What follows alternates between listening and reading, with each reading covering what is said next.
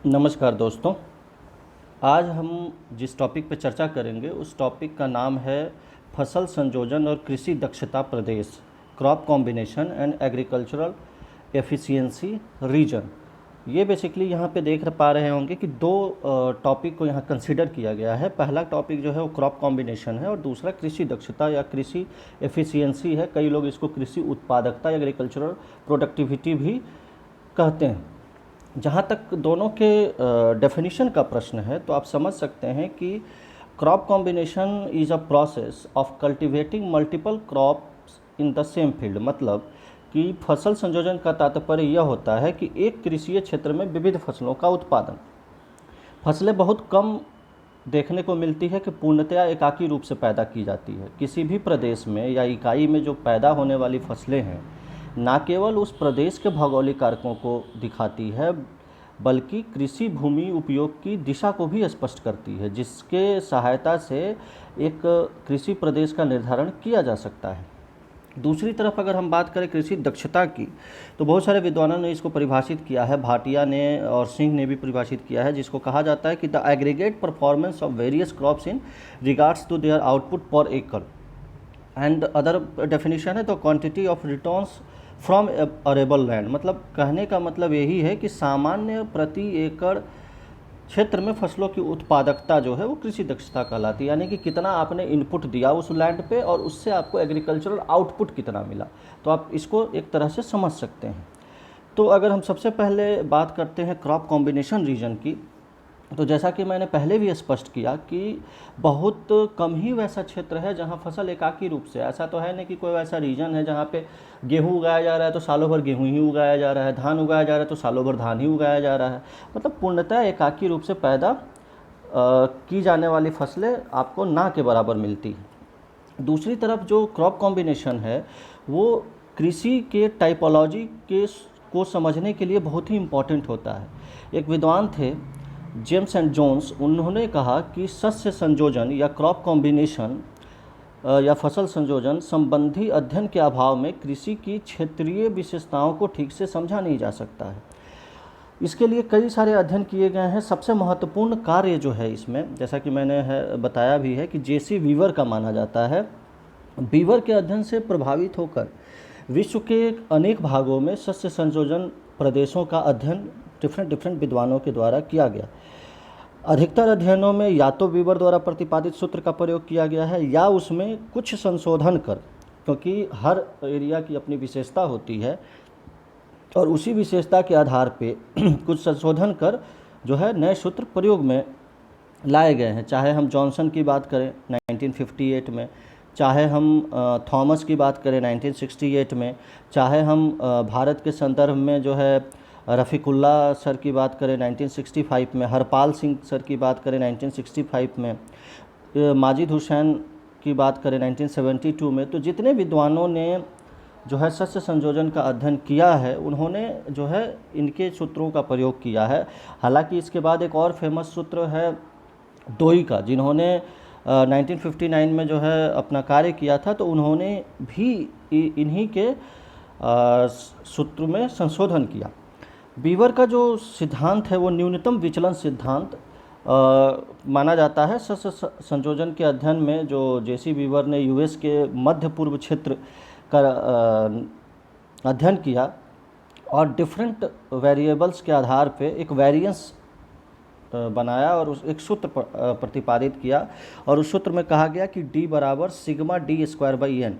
यहाँ पे D क्या है तो D है difference between the actual crop percentage in a given area, यानी वास्तविक और सैद्धांतिक जो फसल हैं उनके प्रतिशत क्षेत्र का अंतर। और दूसरा है कि शस्य संयोजन में शस्यों की संख्या, यानी कि the number of crop in a given combination. जो कॉम्बिनेशन है वहाँ पे फसलों का कॉम्बिनेशन है उसमें डिफरेंट फसलों की क्या संख्या है, और इसी आधार पे जो है इन्होंने अपनी थ्योरी दिया। इनके हिसाब से जो है कि जो 100% भूमि अगर हम मान लें किसी रीजन को तो उसमें अलग अलग तरीके से डेवलप होता है।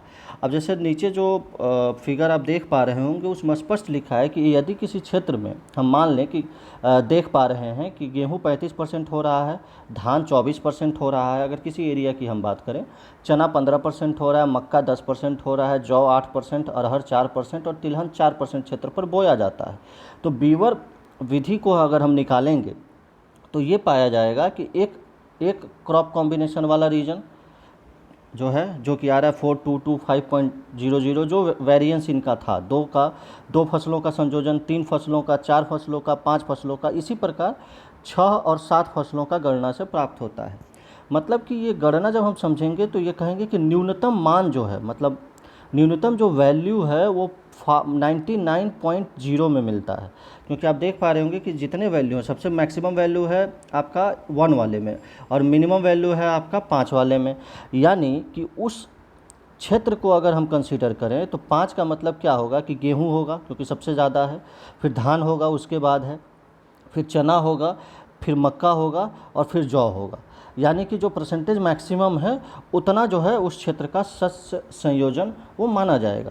और इसी आधार पे जो है उसको हम लोग अवरोही क्रम में सजाते हैं। मतलब कि पहले हमने उस एरिया को कंसीडर किया, उस एरिया को कंसीडर करके फिर जो फार्मूला है सिग्मा d²/n, उसके आधार पे हमने वैल्यू निकाला और उस वैल्यू के आधार पे जो है हम उसको अवरोही क्रम में सजा दिए और वो जो है उतना वास्तविक शस्य संयोजन का जो है वो बताता है उस चीज़ों को। सेम परिभाषा जो है डोई का मेथड है, जिसमें उन्होंने क्या किया कि वीवर की विधि में हल्का संशोधन किया और जो सिग्मा d² है उसकी जगह पे उन्होंने सिर्फ सिग्मा d² का प्रयोग किया। इससे क्या होता है कि शस्य संयोजन में यानी फसल संयोजन में जो फसलों की संख्या है उसमें अंतर आ जाता है। और इस विधि को आप कैसे समझिएगा कि जैसे अगर सेम वैल्यू पे हम निकालते हैं, जैसे जो पहले वैल्यू मैंने दिया था, शायद आप लोगों को ध्यान में होगा, जिसमें मैंने बताया था कि गेहूं 35% में या अन्य चीज़ें, तो उसी वैल्यू को हम अगर रखते हैं और इस विधि से निकालते हैं तो ये आप देख पा रहे होंगे कि इसमें भी 7 निकाला गया है और इसमें 3 जो शस्य संयोजन है उनका मान सबसे कम है। मतलब 3 क्या हैं इसमें आप देख पा रहे होंगे, जिसमें गेहूं, धान और चना का जो है सबसे कम होगा, तो ये 3 होगा, जबकि बीबर की विधि के अनुसार यहाँ पे 5 आ जा रहे थे। तो ये एक बेसिक डिफरेंस आ गया कि वहाँ पे जो 5 फसली कृषि था उसको इन्होंने 3 फसली में एक तरह से किया और उसको सरलीकृत करने का प्रयास किया। हालांकि अगर प्रैक्टिकली देखें तो इनकी थ्योरी जो है वो ज़्यादा सही मानी जाती है। डोई की थ्योरी भारत में भी कई जगह जो यूज हुआ है तो वो भी इनकी थ्योरी का ही प्रयोग करके हुआ है। जैसे रफ़ीकुल्लाह ने जो भी है विचलन सूत्र का प्रयोग करके इसका जो है निर्धारण किया था। हालांकि उनकी थ्योरी अलग थी, dp² - dn² √/n², तो थोड़ा कॉम्प्लिकेटेड था, लेकिन ओवरऑल जो है वो एक अच्छी थ्योरी थी जिससे डिफरेंट संयोजन जो है उन्होंने निकाला था। और हालांकि सस्यों की संख्या उसमें काफ़ी कम होता है और जिसमें फसलों की संख्या कम है वो ज़्यादा ऑथेंटिक और ज़्यादा बेहतर थ्योरी के संदर्भ में हम उसको समझ सकते हैं। तो इसी आधार पे जो है डिफरेंट कृषि प्रकारकी का अध्ययन किया जाता है और डिफरेंट फसल संशोधन का भी अध्ययन किया जाता है। अब अगर फसल संयोजन की बात करें तो जैसे चाहे वो हम एक फसली माने, अब एक फसली का मतलब कि वर्ष में एक ही फसल का उत्पादन होता है, तो ऐसा बहुत ही कम मिलता है। ऐसा वहीं होगा जहाँ पे विशिष्टीकृत खेती होगी, चाहे हम कहवा को ले लें ब्राज़ील में, क्यूबा को ले लें, क्यूबा में गन्ना की खेती, मलाया इंडोनेशिया में रबड़ की खेती, भारत और के असम दार्जिलिंग में चाय की खेती। तो यह एक विशिष्टीकृत खेती है। तो इस तरह की खेती जो है एक फसली कृषि के अंतर्गत आ सकता है इस क्षेत्रों में। 2 फसली की अगर बात करें जहाँ पे 2 फसल उगाए जाते हैं तो ये जो है आपको अधिकतम क्षेत्रों में मिल जाएगा जहाँ पे सघनतम जनसंख्या वाले भाग होंगे, अनुकूल भौगोलिक दशाएँ होंगी, जैसे दक्षिण पूर्व एशिया। अधिकतर क्षेत्रों में आप देखेंगे कि यहाँ पे जो जिस तरह की खेती होती है वो खेती 2 फसली होती है। बहुफसली कृषि जो है वो मैक्सिमम रीजन में आपको मिलेगा, क्योंकि किसी भी भूभाग में वर्ष में 2 या 2 से अधिक अगर फसलें पैदा किया जा रहा है तो उसको बहुफसली कृषि हम कह सकते हैं। अब ये अलग बात है कि उसको 3-4 अलग अलग हम पदानुक्रम में बांटें, लेकिन अगर ओवरऑल हम कहें तो 1 फसल, 2 फसल और बहुफसल। तो बहुफसल में जो है अनुकूल भौगोलिक दशा अगर मिलता है, भूमि उपजाऊ है उत्तम किस्म के बीज हैं, उर्वरक है, सिंचाई की सुविधा है। तो इस तरह का जो है बहुफसली कृषि वहाँ किया जाता है। यहाँ पे कृषकों का जीवन स्तर ऊंचा भी होता है। जैसे भारत की अगर बात करें, चीन की बात करें, जापान की बात करें, यूरोप यूएस की बात करें, तो मैक्सिमम जगह पे आपको बहुफसली कृषि देखने को मिलती है। इसके बाद का जो पार्ट है आपका वो है एग्रीकल्चर एफिशिएंसी रीजन। अब यहाँ पे हम ये चीज़ समझते हैं कि एग्रीकल्चर एफिशिएंसी होता क्या है। कई लोग इसको, मैंने शुरू में भी आपको बताया कि फसल उत्पादकता भी कहा जाता है, क्योंकि इनपुट और आउटपुट के आधार पर है कि आपने जैसे हम सिंपल कहते हैं कि हमने किसी बिजनेस में 100 रुपये लगाया और उससे हमको 110 रुपये की प्राप्ति होती, तो 10 रुपये हमको फ़ायदा हुआ। तो ये जो होता है कि कृषि उत्पादकता भी जो है एक शुद्ध लाभ है, आपका समझ सकते हैं। और किसमें, तो कृषिगत क्षेत्र से प्राप्त होने वाला वो शुद्ध लाभ है जो बेसिकली उत्पादन की मात्रा क्षेत्रीय आधार पर गहनता तथा प्रसार को प्रदर्शित करती है। यानी इसको एक सिंपल शब्द में समझे कि किसी भी प्रति इकाई कृषित क्षेत्र को जो उत्पादकता में उससे जो प्राप्त शुद्ध लाभ है, उस इकाई का क्षेत्रीय विस्तार, दोनों मतलब उसका एरिया क्या है और उससे कितना लाभ आपको मिल रहा है, तो वो कहीं ना कहीं जो है कृषि उत्पादकता को दिखाता है। अब कृषि उत्पादन के उद्देश्य से प्राकृतिक संसाधनों का मानव निर्मित संरचनात्मक संसाधनों द्वारा किए गए शोषण प्रक्रिया से ही होता है। अगर आपको उत्पादकता ज़्यादा लेना है तो आपको संकर बीज का प्रयोग करना पड़ेगा। आपको उत्पादकता ज़्यादा लेना है तो आपको टेक्नोलॉजी यूज करनी पड़ेगी, मॉडर्न फैसिलिटीज़ वहाँ यूज करने पड़ेंगे। तो ये सारी चीज़ें इसके अंदर हम शामिल करते हैं। भूमि संसाधन उपयोग के संदर्भ में अगर समझें तो कई विद्वानों ने विभिन्न विधियों के द्वारा कृषि की दक्षता प्रदेश को निर्धारण किया है, चाहे वो आउटपुट पर यूनिट एरिया हो या इनपुट आउटपुट रेशियो का मामला हो या रैंकिंग को एफिशिएंट मेथड हो, जो बाद में कैंडोल ने यूज किया था, स्टैम्प ने यूज किया था, फिर carrying capacity of land in terms of population हो, फिर production per unit of farm labour हो। ये कुछ सिद्धांत हैं जो विभिन्न विद्वानों द्वारा यूज किए जाते हैं कि एग्रीकल्चर इफिशियंसी प्रदेश के निर्धारण में। कैंडल ने प्रति हेक्टेयर उपज तथा कोटि गुणांक, या जो मैंने बताया कि आपका रैंकिंग कोएफिशिएंट मेथड पर आधारित विधि का प्रयोग किया था। बाद में स्टाम्प ने भी जो है अंतर्राष्ट्रीय तुलना है तो 20 देशों की 9 क्रॉप के आधार पर कृषि क्षमता का निर्धारण किया था। जैसे हमारे यहाँ सफ़ी ने भी 1960 ईस्वी में उत्तर प्रदेश के संदर्भ में जो कैंडोल की विधि थी उसको अपनाया।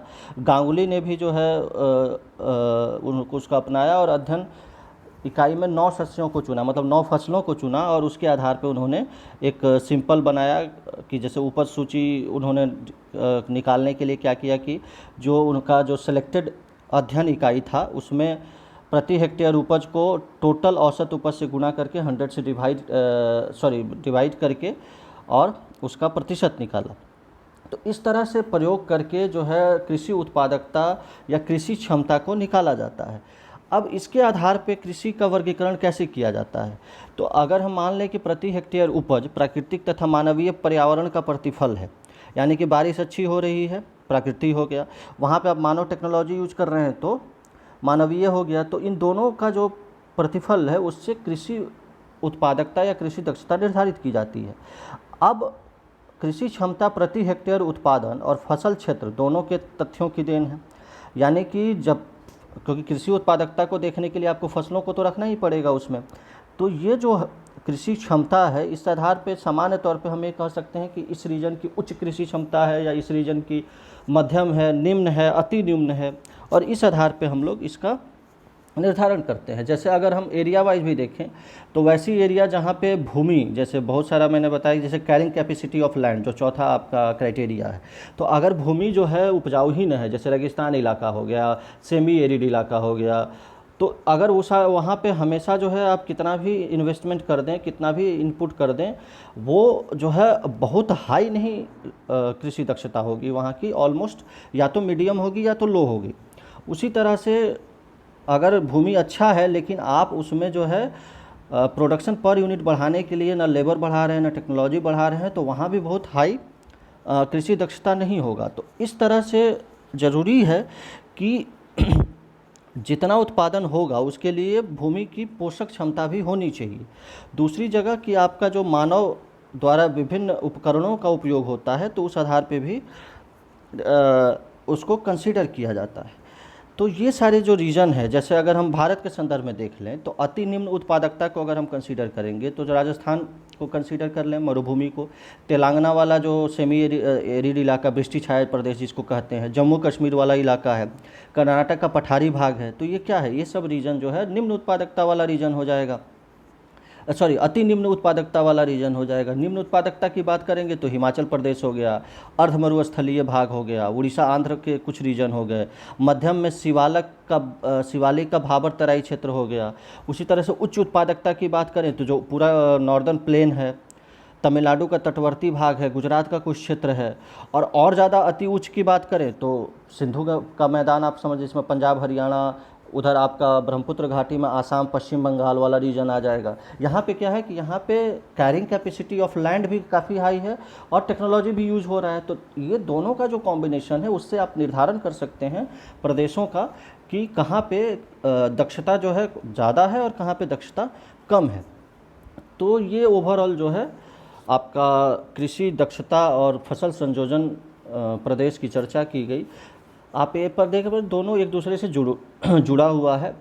यहाँ पे आप एक चीज़ समझने की ज़रूरत है कि जैसे कृषि दक्षता में भी फसल को आधार मानते हैं और फसल संयोजन को समझने के लिए कहीं ना कहीं भूमि की कैरिंग कैपेसिटी और कृषि दक्षता का होना ज़रूरी है। अगर कृषि दक्षता बेहतर है तो क्रॉप कॉम्बिनेशन उस आधार पे भी तय किया जाता है। तो हम कह सकते हैं ओवरऑल कि फसल और कृषि दक्षता, लैंड का कैरिंग कैपेसिटी, ये सारी चीज़ें चाहे और प्राकृतिक जो दशाएं हैं वो सब जो है एक दूसरे का को जो है सम्मिलित करती हैं और इनके सम्मिलन से ही और इनके एक साथ समाहित होने से ही कृषि का बेहतर विकास होता है और किसानों को उससे लाभ पहुंचता है। बहुत बहुत धन्यवाद। आपका दिन शुभ हो। धन्यवाद।